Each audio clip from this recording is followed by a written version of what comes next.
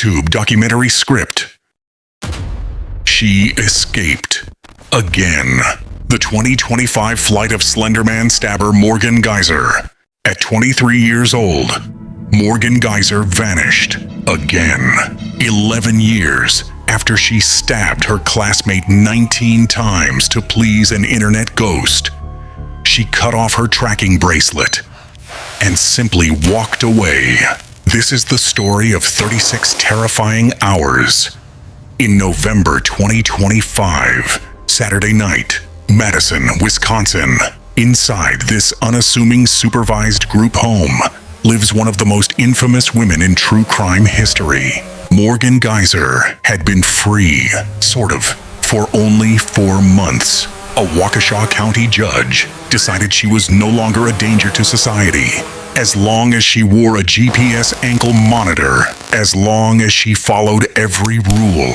At approximately 9:47 p.m., that bracelet went dark. She was gone. No forced entry, no struggle, just gone. For the next 18 hours, 2 states held their breath. Wisconsin issued an emergency alert. Illinois put every squad car on notice. Everyone remembered what she did at 12. Everyone wondered, would she do it again? By Sunday afternoon, she was 170 miles away from the place that was supposed to keep her contained. Posen, Illinois, a windswept truck stop just south of Chicago. A patrol officer responds to a loitering call and finds a man and a woman asleep on the concrete sidewalk. "Ma'am, can I get your name?" No, she gives a fake name. Then another. Officers press harder. "I don't want to tell you who I am because I did something really bad. Just Google my name." The second they typed Morgan Geyser into their phone, they knew exactly who they had.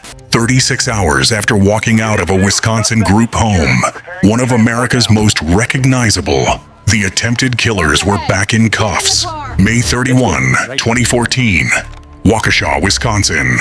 2 12-year-old girls invite their best friend, Peyton Leutner, to a sleepover. The next morning, they lure her into the woods to become a sacrifice for Slender Man. 19 times. Doctors said Peyton was millimeters from death.